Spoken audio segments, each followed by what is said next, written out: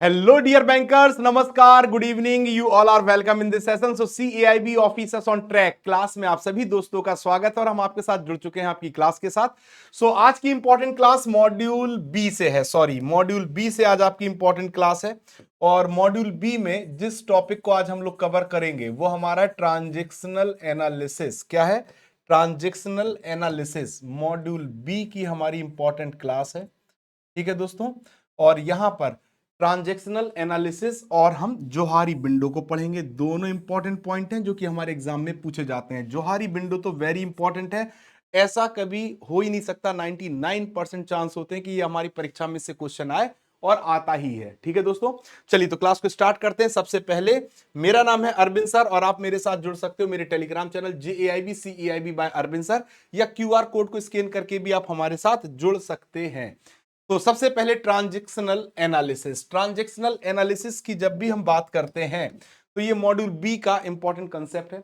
Another framework available to understand the interpersonal relationship and interaction in term of transaction analysis. अगर आप transactional analysis को समझना चाहते हैं किस पक्ष में? Interpersonal relationship. Interpersonal relationship. ठीक है. और साथ ही साथ अगर आप समझना चाहते हैं किसको? इंट्रैक्शन को. ठीक. तो इसके लिए हमें क्या पढ़ना होता है? ट्रांजैक्शनल एनालिसिस समझना होता है. और ये कंसेप्ट किसके द्वारा दिया गया है? एरिक बर्न के द्वारा. किसके द्वारा दिया गया? एरिक बर्न के द्वारा. और इसी में एक और चीज जोड़ी गई है. वो किसके द्वारा? एक्सटेंसियल पोजीशन. ये जोड़ा गया हैरिस के द्वारा 1969 में. तो जब हम ट्रांजैक्शनल एनालिसिस की बात करते हैं तो एक और फ्रेमवर्क हमारे पास अवेलेबल है जिसके थ्रू हम ट्रांजैक्शनल एनालिसिस को समझ सकते हैं.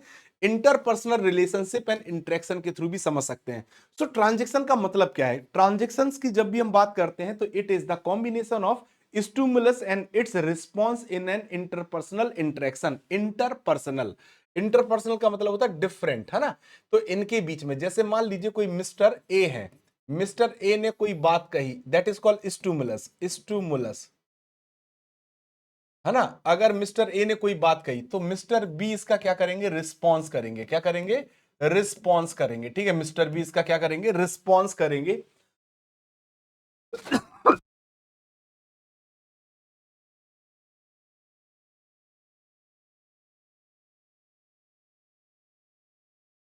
तो ट्रांजैक्शन क्या है? ट्रांजैक्शन का मतलब है कि भाई जैसे इन्होंने कुछ इनसे कहा तो इन्होंने इसका रिस्पॉन्स किया. दैट इज कॉल्ड ट्रांजैक्शन, है ना. ये आपस में क्या हो रहा है? ट्रांजैक्शन हो रहा है इन एन इंटरपर्सनल इंटरेक्शन. ठीक है दोस्तों. नाउ अब अगर हम बात करें तो personality of an individual comprises collection of behaviour of pattern that is developed over a period of time. यानी किसी भी व्यक्ति की पर्सनैलिटी के विषय में जब हम बात करते हैं तो वो उनका बिहेवियर ऑफ पैटर्न या पैटर्न ऑफ बिहेवियर होता है. पैटर्न ऑफ बिहेवियर का मतलब कि उनके व्यवहार का पैटर्न क्या है. ठीक है दोस्तों.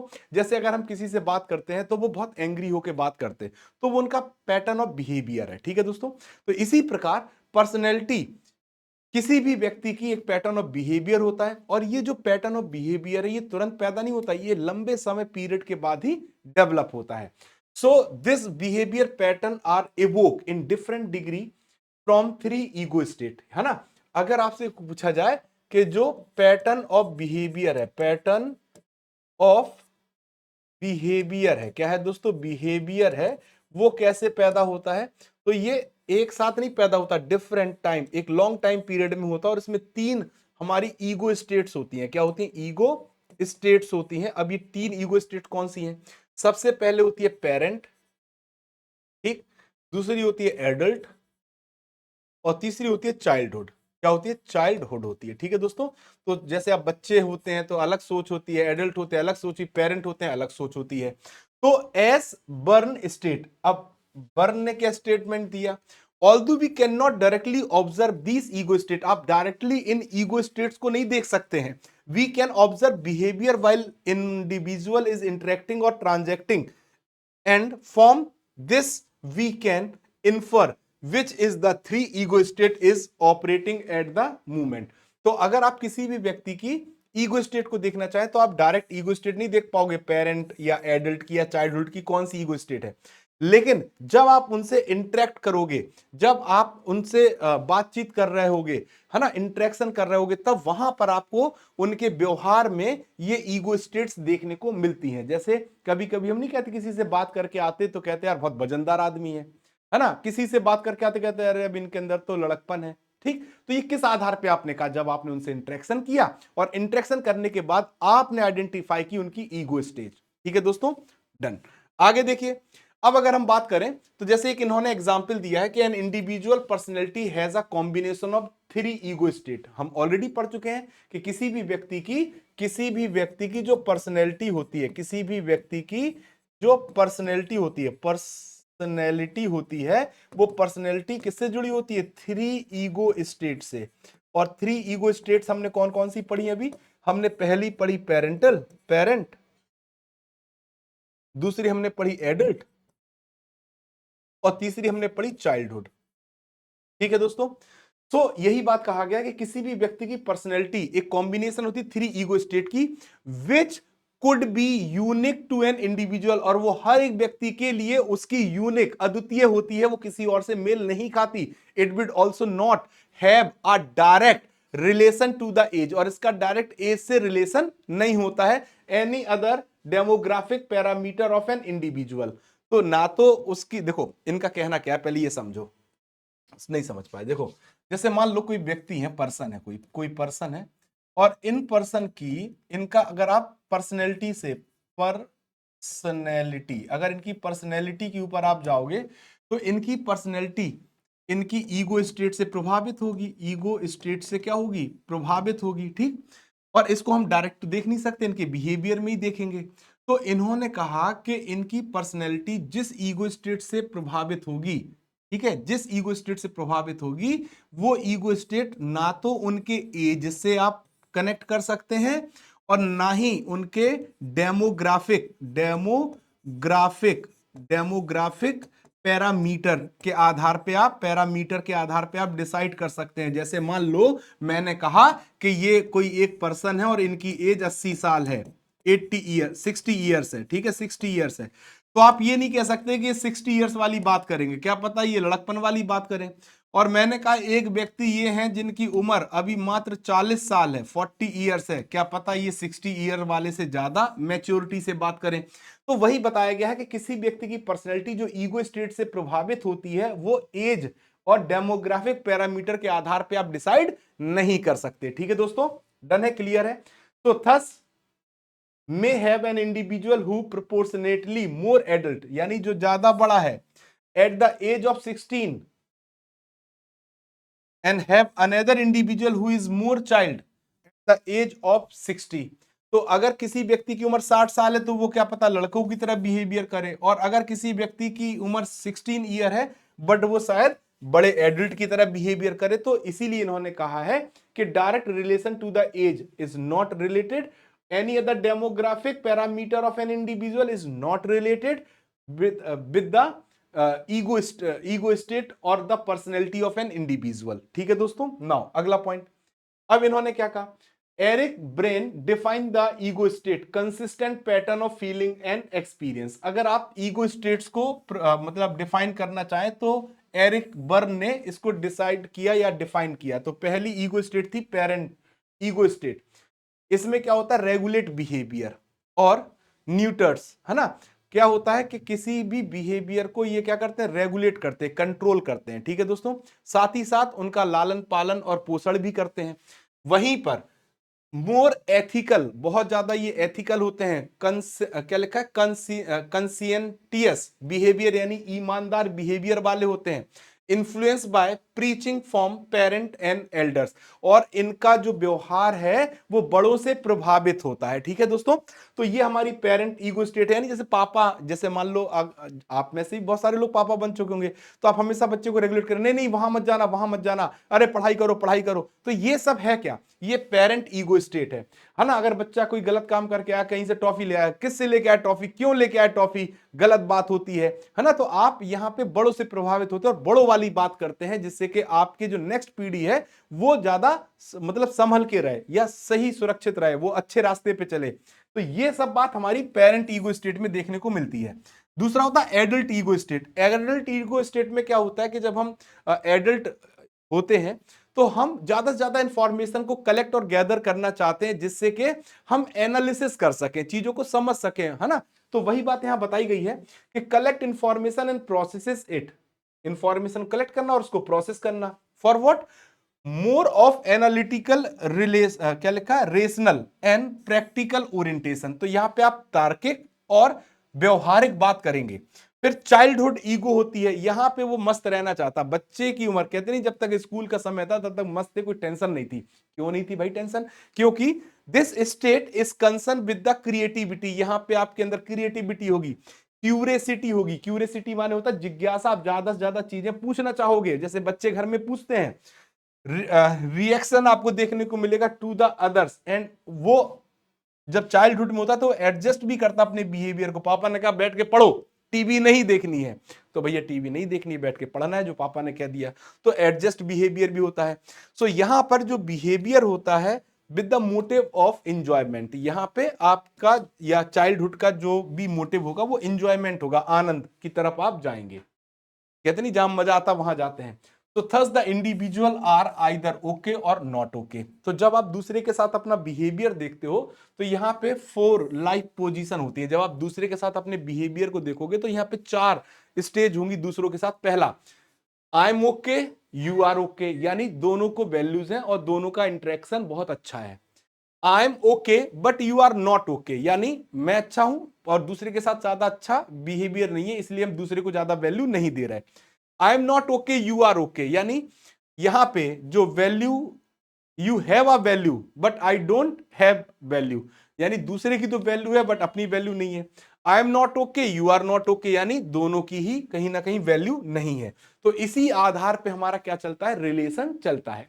फिर आ जाता है सेल्फ अवेयरनेस। जब हम सेल्फ अवेयरनेस की बात करते हैं तो अंडरस्टैंडिंग सेल्फ, अगर आप अपने आप को समझना चाहते हैं तो help in self development and using one's potential better.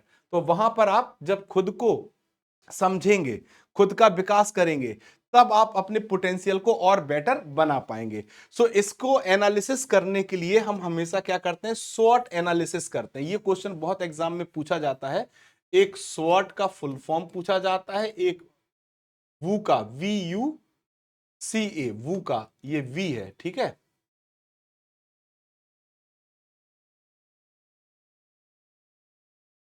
इसका फुल फॉर्म पूछा जाता है, ठीक है दोस्तों, दोनों का फुल फॉर्म याद रख लीजिएगा। तो it is always useful to the स्वॉट analysis of the self to understand the, अगर आप अपने आप को समझना चाहते हैं तो आपको स्वॉट एनालिसिस करना चाहिए। जैसे एस का मतलब होता है, एस फॉर होता है स्ट्रेंथ, आपको अपनी स्ट्रेंथ पता होनी चाहिए। डब्ल्यू का मतलब होता है वीकनेस, आप अपनी कमजोरियों को देखते हैं और उनसे ओवरकम करने की कोशिश करते हैं। फिर ओ का मतलब होता है अपॉर्चुनिटीज, जो भी अपॉर्चुनिटीज आपको मिलती हैं आप उसका यूज करते हैं आगे बढ़ने के लिए। और फिर टी फॉर होता है थ्रेट, यानी आपको कहां से नुकसान हो सकता है उससे बचना चाहिए, ठीक है। सो शॉर्ट एनालिसिस दिस में help in better use of strength, overcoming weakness, capitalising the opportunities and safe guard against the threat. फिर इसके बाद आता है जोहारी विंडो। अब देखो जोहारी विंडो एक सदाबहार क्वेश्चन है जो परीक्षा में हमेशा पूछा जाता है डिफरेंट तरीके से, बट जितना मैं पढ़ूंगा इतने में से ही क्वेश्चन बनेगा, बस सोच समझ के आंसर आपको देना है। जैसे it is relevant to refer the concept of Johari window given by the Joseph Luft and Harry इंगम। देखो दो लोगों ने, जोसेफ लुप्त और हैरी इंगम, इन दोनों ने मिलकर जोहारी विंडो का कंसेप्ट दिया और इन्हीं के नाम से बना जोहारी। तो यहां से लिया गया जो और यहां से लिया गया हैरी, इनसे बना जोहारी, ठीक है दोस्तों। और इसका जो मेन कंसेप्ट है जोहारी विंडो का वो है सेल्फ अवेयरनेस, आप अपने बारे में कितनी ज्यादा जानकारी एकत्र कर पाते हैं। तो जो जोहारी है वो after the combination of the first name of जो एंड हैरी, जो हैरी से मिलकर बना है जोहारी विंडो, ठीक है। नाउ अब यहां पे अगर जोहारी विंडो की बात करें तो यहां पे 2 डायमेंशंस दी गई हैं। How many dimensions are there? 2 dimensions यहां पे दी गई हैं। अब वो 2 डायमेंशंस कौन कौन सी हैं? पहला देखो, नोन टू सेल्फ, हमें अपने बारे में कितना पता है। नॉट नोन टू सेल्फ, हमें अपने बारे में कितना नहीं पता है। ठीक है, नोन टू अदर्स और नॉट नोन टू अदर्स। अब जैसे अगर आप अपने बारे में जानते हो और दूसरे भी आपके बारे में जानते हो, इसका मतलब ये ओपन और एरिना, यानी ज्यादा से ज्यादा चीजें दोनों लोगों को पता है, तो ज्यादा से अच्छी अंडरस्टैंडिंग दिखेगी। अब आप अपने बारे में नहीं जानते हो बट दूसरे आपके बारे में जानते हो, तो आप क्या हो? ब्लाइंड हो। भाई अगर आप जा रहे और सामने खंबा खड़ा है, आप नहीं देख रहे, तो आप उससे लड़ जाओगे ना, तो सामने वाला क्या कहेगा? देखो अंधा है ना। तो आपको अपने बारे में नहीं पता बट दूसरों को आपके बारे में पता है। अब आपको तो अपने बारे में पता है बट दूसरों को आपके बारे में नहीं पता, तो इसे कहते हैं क्लोज और हिडन, यानी आपने अपनी कुछ चीजें दूसरों से छुपा रखी जो उनके साथ आप शेयर नहीं कर रहे हैं। और तीसरा, एक कुछ क्वालिटीज ऐसी होती है जो आपको भी नहीं पता थी, दूसरों की भी नहीं पता थी, तो उसे हम कहते हैं डार्क और अननोन। तो जब ऐसी कोई सिचुएशन आएगी जहां पर आप उस सिचुएशन से एकदम अपने दिमाग को यूज करके या अपनी सिचुएशन से बाहर निकलेंगे, तब आपको पता चलेगा ओ माय गॉड, मैं तो ये भी कर सकता था। और दूसरे भी कहेंगे हाँ यार तुम भी ये कर सकते थे। जैसे पैरासूट से मतलब पहाड़ से कूदना हो, है ना, और आपको डर लगता हो, पहले कभी नहीं कूदे हो, और पैरासूट पहन के कूद जाओ, तो आप क्या कहोगे? अरे मैं तो कूद गया, है ना। और दूसरा वाले भी कहेगा अरे यार हाँ तुम तो कूद गए। तो वही बात ये होता है डार्क और अननोन। तो कितनी विंडो होती हैं जोहारी में? 4। अगर आपको अपने बारे में पता है, दूसरों को भी आपके बारे में पता है, तो इसे ओपन या एरिना कहते हैं। क्या कहते हैं? एरिना। ठीक है, so information about you that both you and others know, आपके बारे में जो जानकारी वो आप भी जानते, दूसरे भी जानते, ओपन और एरिना। दूसरा होता है अननोन टू सेल्फ, आप नहीं जानते बट दूसरा आपके बारे में जानता है, तो इसे कहते हैं ब्लाइंड सेल्फ। इसका मतलब information about you that you don't know but others do know, आपके बारे में जो इंफॉर्मेशन है वो आप नहीं जानते हो, you don't know but others know. ठीक है दोस्तों। नाउ तीसरा, कुछ इंफॉर्मेशन ऐसी होती है जो आप तो जानते हो बट दूसरा नहीं जानता, तो उसे कहते हैं हिडन या क्लोज।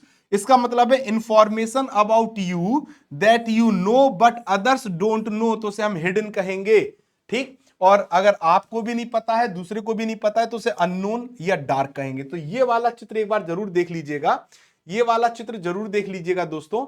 ये एरिना ओपन कहते हैं, ठीक है, ब्लाइंड, क्लोज, हिडन और डार्क अननोन। तो ये एक ध्यान से देख लीजिएगा, क्योंकि कभी कभी डिफरेंट वर्ड यूज कर लिए जाते हैं। अगर आप समझ के याद करके आंसर देंगे तो आप अच्छा आंसर दे पाएंगे। क्वेश्चन कैसे एग्जाम में आएगा? As can be seen the area which the known to self and others, ऐसा एरिया जो आपको भी दिखाई दे रहा है, दूसरों को भी दिखाई दे रहा है, तो उसको बस इतना ही लिख देगा, फिल इन द ब्लैंक्स। तो आप उसको क्या लिखोगे? एरिना। या कोई केस स्टडी बना के आपसे सीधे पूछेगा तो आप बता पाओगे arena. Aspects of one personality and one which is not known to both, अब ऐसा एस्पेक्ट्स किसी की पर्सनैलिटी के बारे में ना तो खुद को पता है ना दूसरे को पता है, तो वो क्या कहलाएगा? डार्क। क्या कहलाएगा? डार्क। क्या कहलाएगा? डार्क। और क्या कहेगा? अननोन। डार्क को ही अननोन कहते हैं, डार्क को ही क्या कहते हैं? अननोन। ठीक है दोस्तों, तो ये 2 विंडो सॉल्व हो गई। कौन कौन सी विंडो सॉल्व हो गई? जब आपके बारे में आपको भी पता, दूसरों को भी पता, तो उसे ओपन या एरिना कहते हैं।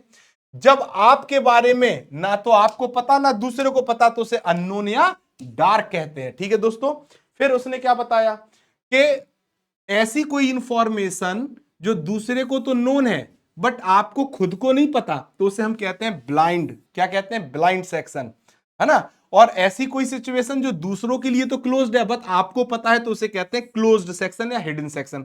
सो closed window is also referred as private, हम इसी को हिडन और प्राइवेट भी कहते हैं, है ना, जो आपने अपने लिए बचा के रखी, किसी और के साथ शेयर नहीं की है। ठीक, तो ये क्वेश्चन बनते हैं, चारों स्टेटमेंट को पढ़ के आप आंसर दे सकते हैं। अब यहां पे एक बात और कहा गया, चित्र आपको दिखाई दे रहा है? दिखाई दे रहा है। देखिए, इनका कहना है कि जैसे ये जो ओपन का एरिया ये आपको भी पता है और दूसरे को भी पता है, अगर इस एरिया को आप और बढ़ाते हो, ठीक है, तो आपके बारे में ज्यादा से ज्यादा जानकारी दूसरे को रहेगी। तो यहां पे जो हमारा इंटरेक्शन और कम्युनिकेशन है वो और ज्यादा इफेक्टिव होगा। तो अगर कभी पूछा जाए कि अगर किसी इंप्लॉय को अपना इंटरेक्शन और इफेक्टिव करना है तो क्या करना चाहिए, तो आपको बताना है कि एरिना या ओपन एरिया को हमें बड़ा करना चाहिए। ठीक है दोस्तों, डन है। In this, the size of arena or open space is critical for improving effectiveness. ठीक है दोस्तों, डन है, क्लियर है। तो ये थी आज की हमारी क्लास। आई होप आप सभी को क्लास समझ में आई होगी, क्लियर समझ में आई होगी। और अगर आपके पास कोई भी डाउट है तो आप हमारे साथ जुड़ सकते हैं हमारे Telegram channel JAIBCAIB by Arvind sir, या QR कोड को स्कैन करके भी आप हमारे साथ जुड़ सकते हैं और अपनी ABM की तैयारी कर सकते हैं और टारगेट कर सकते हैं 60+ मार्क्स इन फर्स्ट अटेम्प्ट। तो आप ऐसे पहले नहीं होंगे, बहुत सारे लोग क्वालिफाई कर चुके हैं। तो पढ़ना आपको भी है और पढ़ाना हमें भी है। अच्छी तरह से एक स्ट्रेटजी के साथ आगे बढ़ेंगे, अच्छे स्कोर को कवर कर पाएंगे।